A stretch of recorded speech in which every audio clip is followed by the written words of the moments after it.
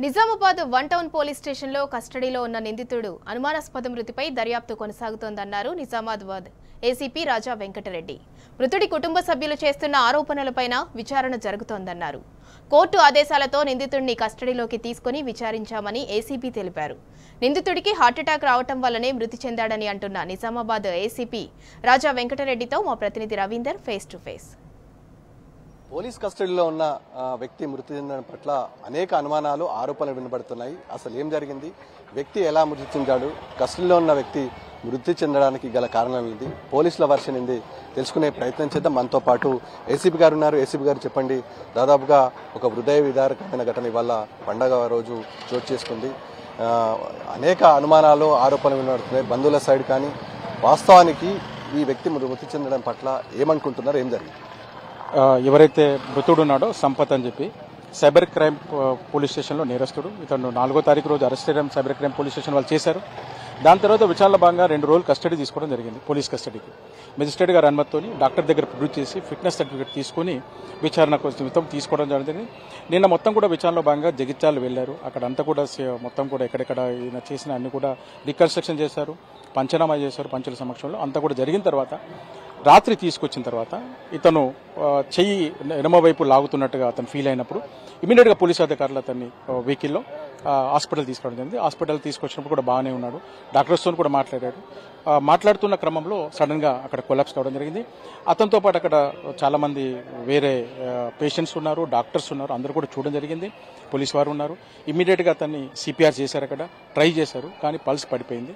అతను డిక్లేర్ గా చనిపోయినట్టుగా నిర్ధారణ అయింది. మీరు జగిత్యాల నుంచి అతను ఎప్పుడు తీసుకొచ్చారు, మీరు స్టేషన్లో ఎప్పుడు పెట్టుకున్నారు? ఈ గ్యాప్ ఆఫ్ టైంల మధ్య అనేక అనుమానాలు ఉన్నాయి. బంధువులు కూడా, ప్రధానంగా ఆయన భార్య కూడా ఆరోపిస్తుంది. పోలీస్ స్టేషన్లో చనిపోయిన తర్వాత డెడ్ బాడీని తీసుకొచ్చి తరలించారు, ట్రీట్మెంట్ అందించారంటారు, ఏమంటారు? ఇవన్నీ కూడా సీసీటీవీ ఫుటేజ్ రికార్డ్ క్లియర్ గా ఉంది. డాక్టర్స్ ప్రెజెన్స్ లో ఉన్నారు. డాక్టర్ అతనితో మాట్లాడి రికార్డ్ చేశారు, ఏం జరిగింది, అతనికి ఏం పెయిన్ ఉంది అనేది కూడా రికార్డ్ చేశారు. Everything is on record. అతనితో పాటు అక్కడ జరిగినప్పుడు సంఘటనలో చాలా మంది విట్నెస్ ఉన్నారు, అందరి ముందు జరిగింది. ఎవ్రీ వన్ ఈస్ దేర్, అక్కడ అందరూ కూడా ఉన్నారు. ఎవ్రీథింగ్ రికార్డ్ ఉంటుంది. దాదాపుగా ఏ ఆఫీసర్ ఇన్వెస్టిగేట్ చేశారు? సంబంధిత అధికారులు హైదరాబాద్ నుంచి వచ్చారు. సైబర్ క్రైమ్ సంబంధించి నిజామాబాద్ కేసు ఎప్పుడు రిజిస్ట్రేషన్ అయ్యింది, నేను ఎప్పుడు అదుపులోకి తీసుకున్నారు? నిజామాబాద్ లో cyber crime police station already ఉంది. భాగంగానే ఇది ఒక హ్యూమన్ ట్రాఫికింగ్ కేసు. అంటే కొంతమందిని యూత్ని ల్యూర్ చేసి బయట దేశాలకు ఉద్యోగం నిమిత్తం పంపుతామని అక్కడ కాంగో దేశంలో వాళ్ళను నిర్బంధించి సైబర్ క్రైమ్ నేరాలు చేస్తున్నారు, వీళ్లతో చేపిస్తున్నారన్న సమాచారం మేరకు వాళ్ళు దానిలో అదుపులోకి తీసుకోవడం జరిగింది. కోర్టు మీకు ఎన్ని రోజులు అనుమతి ఇచ్చింది? కస్టడీలో ఏ ఆఫీసర్ విచారించారు? విచారణలో భాగంగా ఆయన ఏమైనా వివరాలు వెల్లడించారు? 2 రోజులు విచారణ చేశారు. నేను విచారణ గురించి అంటే నేను పార్ట్ ఆఫ్ ది కాదు కాబట్టి విచారణలో వాళ్ళు ఇన్వెస్టిగేషన్ పరంగా ఏమేమి కలెక్ట్ చేసుకోవాలో వాళ్ళు అన్ని సీన్ ఆఫీసర్ విజిట్ చేశారు. అందరి పంచుల సమక్షంలో ఉంది, రికార్డు ఉంది, అన్ని చేశారు. విచారణ అనేది వాళ్ళు చేశారు కాబట్టి మాకు ఐడియా. దాదాపుగా మీరు పేషెంట్ బంధువులు కానీ ఇక్కడ ఉన్నటువంటి పోలీస్ ఆఫీసర్లు కట్టుదిట్టమైన భద్రతా ఏర్పాట్లు కూడా చేశారు. ఈ నేపథ్యంలో డెడ్ బాడీని ఎప్పుడు షిఫ్ట్ చేసే అవకాశం ఉంటుంది? బంధువులకు మీరు ఏమని సూచించబోతున్నారు? మేము ఏదైతే మెజిస్ట్రల్ ఎంక్వైరీ ఇంపార్షియల్ ఉంటుందండి, దీంట్లో national human rights commission guidelines ప్రకారం జరుగుతుంది. మెజిస్ట్రల్ ఎంక్వైరీ ఉంటుంది కాబట్టి ఎంక్వైరీలో భాగంగా వాళ్ళు ఏదన్నా వాళ్ళ గ్రీవెన్స్ ఉంటే చెప్పుకోవచ్చు. అవన్నీ కూడా వాళ్ళకు ఏవైతే వాళ్ళ అనుమానాలు ఉన్నాయో అన్ని కూడా నివృత్తి చేయడం జరుగుతుంది. కేసును కట్టారండి? కేసు ఆల్రెడీ రిజిస్టర్ అయిందండి. నేను ఈరోజు మార్నింగే 12 o'clock రిజిస్టర్ అయింది. మనకున్న సమాచారం ప్రకారం 196 BNSS కింద కేసు రిజిస్టర్ అయింది.